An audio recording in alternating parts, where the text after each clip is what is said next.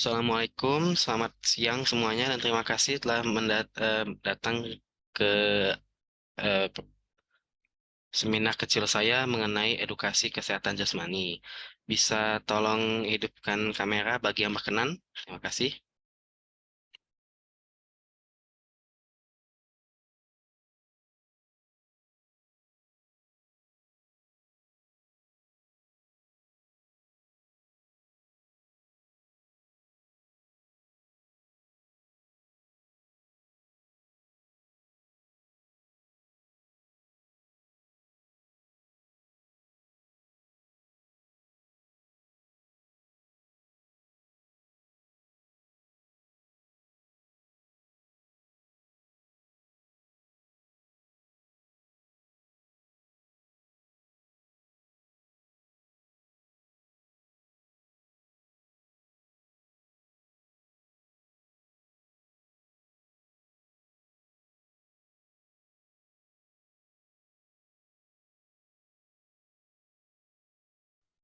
Baiklah, terima kasih teman-teman sudah join di seminar kecil ini. Di sini saya melakukan seminar ini sebagai melengkapi tugas blok 6 saya.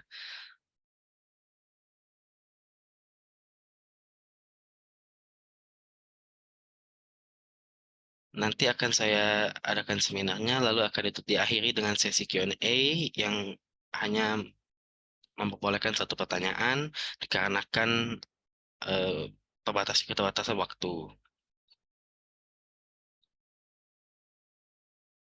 Seminar kecil ini hanya akan berlangsung selama 15 sampai 20 menit. Oke, kita mulai izin share screen terlebih dahulu.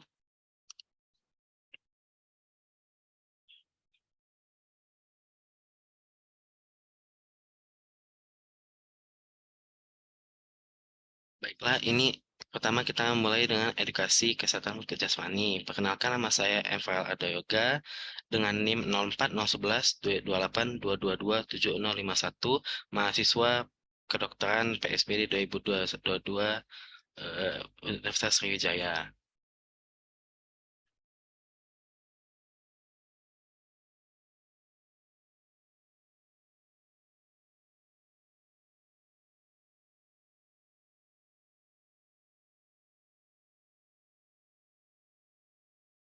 Sebelum melanjutkan, izinkan saya untuk eh, menanyakan nama dan asal dari setiap peserta yang hadir hari ini. Dan saya akan panggil satu-satu. Pertama bisa dimulai dari Zevanya Kristi Basta Ginting. Silahkan untuk memperkenalkan diri, nama dan asalnya. Perkenalkan, nama saya Zevani Kriswasda Ginting dari Palembang. Baiklah, bisa dilanjutkan dengan Muhammad Ezar Ikrom. Ya, perkenalkan nama saya Muhammad Ezari Krom dari Kota Palembang. Bisa dilanjutkan ke Riuselo. Ya, saya Riuselo Yodana Krisnandante. Baiklah, bisa dilanjutkan dengan M. Ja'far Arido. Perkenalkan, nama saya Jafar Ari. Saya juga asal dari Palembang. Bisa dilanjutkan oleh Jody. Perkenalkan, nama saya Jody Hezekiah Tanasa Sagala, asal dari Palembang. Baiklah, terima kasih. Izinkan saya untuk melanjutkan presentasi saya. Pertama, saya akan mulai dengan outline. Presentasi ini terbagi jadi 4 bagian. Yang pertama itu kebugaran jasmani yang terdiri dari pengertian, manfaat, komponen, dan faktor yang mempengaruhi.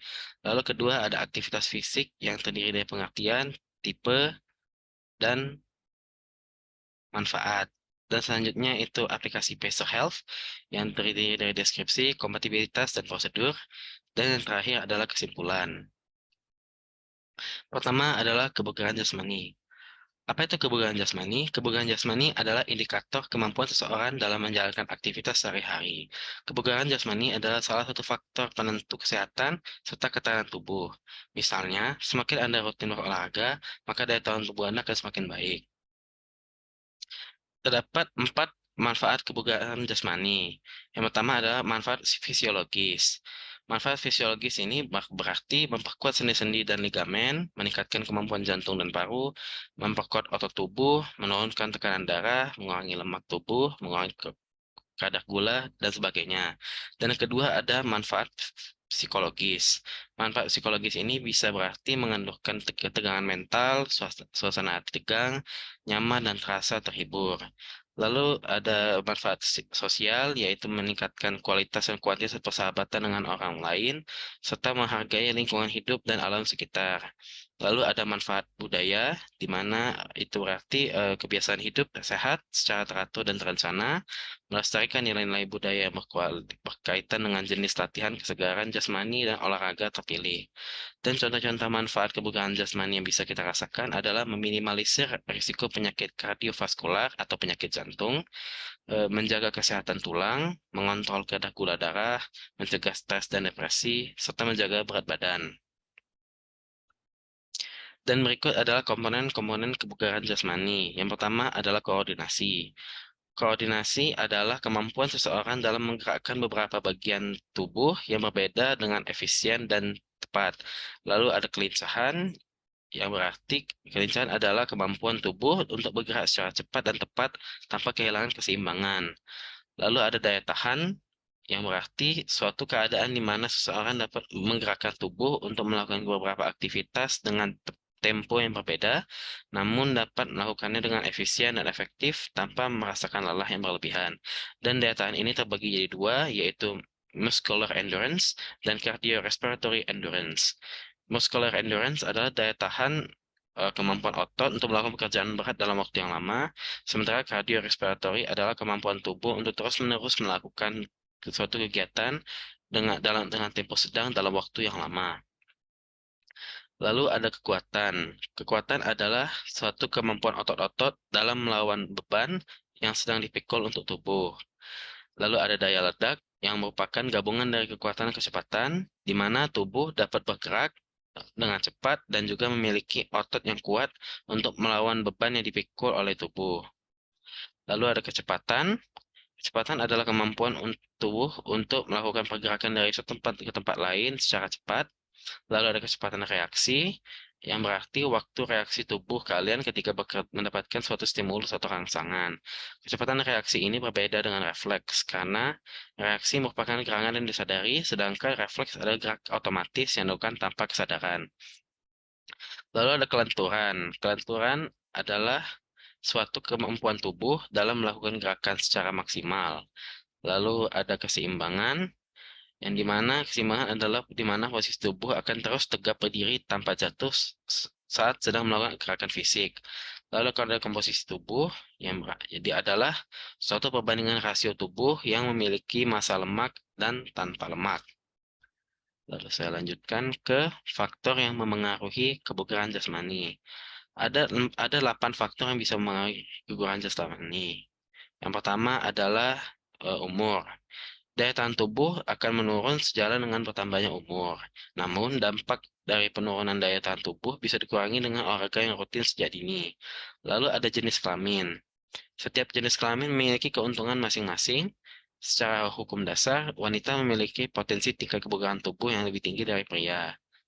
Lalu ada bentuk badan.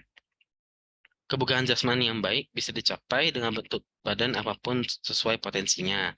Seseorang yang memiliki massa otot yang lebih besar mampu memiliki kekuatan lebih tinggi. Sementara itu, seseorang yang memiliki badan yang lentur mampu mencapai kelincahan yang lebih baik. Lalu ada keadaan kesehatan. Keadaan kesehatan ini maknanya kebugaran jasmani tidak bisa kita capai jika kita memiliki keadaan kondisi kesehatan yang buruk atau sedang sakit. Lalu ada gizi. Untuk mencapai dan mempertahankan kebugaran jasmani, kebutuhan gizi harus selalu dipenuhi dengan makanan yang seimbang. Lalu ada berat badan, di mana memiliki berat badan yang ideal akan memungkinkan seseorang untuk melakukan pekerjaan dengan mudah dan efisien.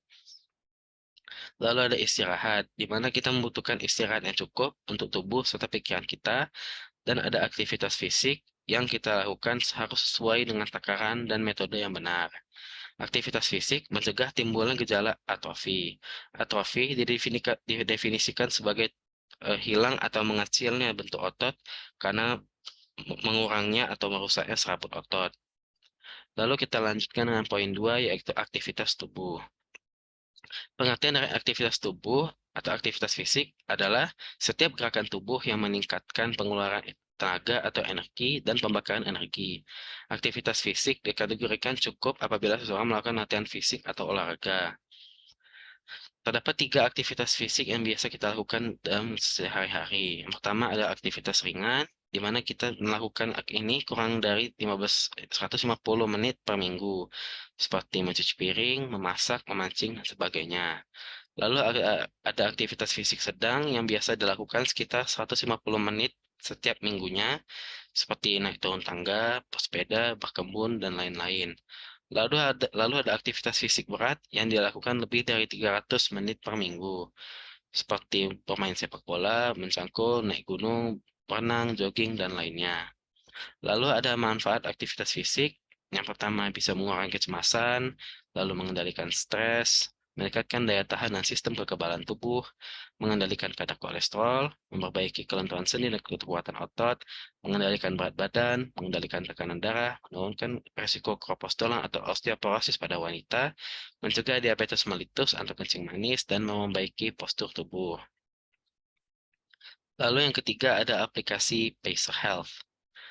Aplikasi Pacer Health adalah aplikasi yang bisa menghitung jarak langkah yang dilakukan per hari dengan menggunakan sensor motion yang terdapat pada smartphone. Oleh karena itu, setiap pergerakan yang dilakukan bisa terhitung dengan selalu membawa headphone di saku baju agar bisa mencapai target aktivitas fisik per hari. Penilaian aplikasi Pacer di Google Play Store itu 4,8, sementara di App Store Apple ada 4,5.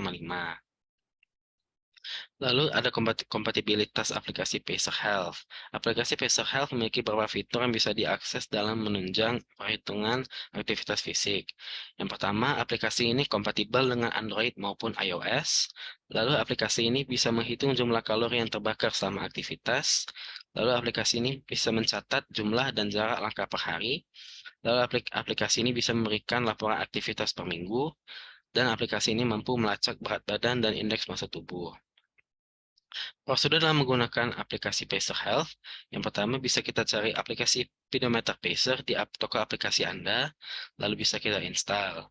Lalu kita bisa melakukan pendaftaran dengan memasukkan nama, email, password, berat, tinggi, umur, jenis kelamin, dan tujuan penggunaan aplikasi. Lalu kita bisa memilih preferensi jumlah langkah yang Anda inginkan sehari-hari. Lalu kita harus memastikan apakah aplikasi ini mampu mendeteksi pergerakan Anda. Cara untuk mendeteksi ini bisa dengan cara membawa handphone Anda dengan aplikasinya aktif, lalu bergerak ke beberapa tempat, lalu melihat apakah pergerakan Anda dihitung atau tidak. Lalu jika ternyata pergerakannya sudah bisa terhitung, maka aplikasi Pacer siap digunakan. Lalu kesimpulan. Kesimpulan dari seminar kecil ini adalah kebugaran jasmani adalah salah satu faktor penentu kesehatan serta ketahanan tubuh. Manfaat kebugaran jasmani tidak hanya dirasakan secara fisik, tapi juga berkaitan dengan kondisi mental seperti stres, kelelahan, hingga depresi. Aktivitas fisik adalah setiap gerakan tubuh yang meningkatkan pengeluaran tenaga atau energi dan pembakaran energi. Beberapa manfaat kesehatan dari aktivitas fisik dapat segera diperoleh, seperti mengurangi perasaan cemas, mengurangi tekanan darah, dan meningkatkan kualitas tidur. Beberapa aspek fungsi kognitif dan sensitivitas insulin. Lalu kita akan sebelum kita tutup seminar kecil ini, ada quote dari John F. Kennedy selaku Presiden ke-35 Amerika Serikat, yaitu di mana kebugaran fisik bukanlah satu-satunya kunci terpenting dari sebuah tubuh yang sehat. Hal itu adalah dasar dari aktivitas intelektual yang dinamis dan kreatif. Terima kasih karena sudah menghadiri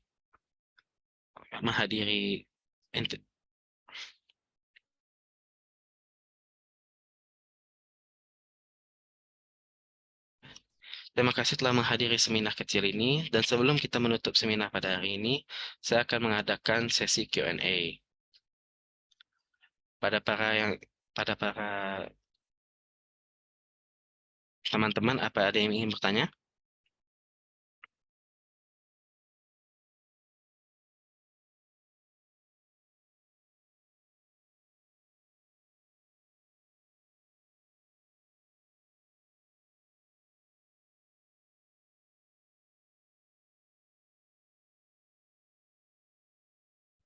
Baiklah, dipersilahkan kepada M. Jafar Arido. Baik, saya ingin bertanya tentang apabila kita melakukan aktivitas fisik terlalu berat seperti jogging setiap hari, apakah diperbolehkan? Terima kasih. Bila kita melakukan aktivitas fisik secara berlebihan, apakah diperbolehkan? Menurut saya, aktivitas fisik yang berlebihan bisa memberikan dampak negatif seperti kerusakan pada otot atau ligamen. Seperti misalnya kalau kita melakukan aktivitas yang berat, itu bisa merusak bagian otot, di mana otot bisa mengalami cedera atau bahkan putus. Mungkin ada pertanyaan yang lain?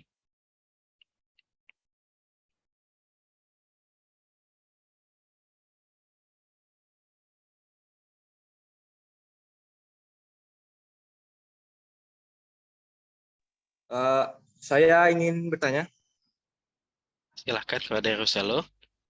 eh, bagaimana menurut Anda tentang cara menerapkan pola gizi seimbang? Karena kan di dalam tubuh kita memerlukan makronutrisi dan micronutrients yang cukup ya untuk kehidupan sehari-harinya. Bagaimana menurut Anda untuk mencukupinya semua itu? Terima kasih. Menurut saya, dalam pemenuhan makronutrisi dan mikronutrisi bisa kita konsultasikan kepada seorang yang ahli, seperti ahli gizi. Karena ahli gizi sudah pasti mengetahui tentang apa yang kebutuhan tubuh kita dan apa yang seharusnya kita lakukan untuk memenuhi kebutuhan kita sendiri. Terima kasih. Baiklah, apa ada pertanyaan yang lain?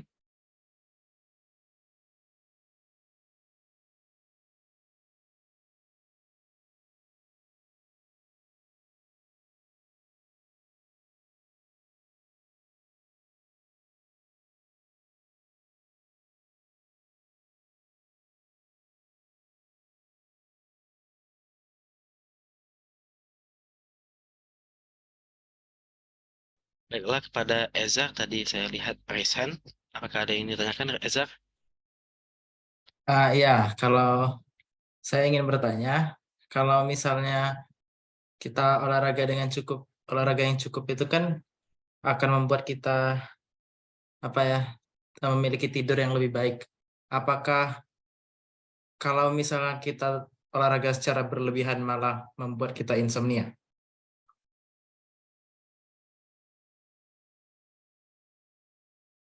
Kalau menurut saya, aktivitas fisik yang berlebihan bisa memungkinkan terjadinya insomnia, di mana aktivitas fisik yang berlebihan bisa membuat otot kita terus berkontraksi, terus melakukan aktivitas, sehingga kita kesulitan dalam tidur. Di mana kita saat ingin tidur, kita kan ingin badan kita untuk beristirahat, sementara otot-otot kita tetap melakukan pekerjaan yang keras. Terima kasih banyak atas jawabannya. Baiklah, sama-sama. Apakah ada yang ingin bertanya? Baiklah, mungkin karena keterbatasan waktu, kita cukupkan dulu dalam seminar kecil kita hari ini. Saya akan tutup seminarnya dengan wassalamualaikum warahmatullahi wabarakatuh. Saya stop share dulu, dan saya hentikan recordnya ya.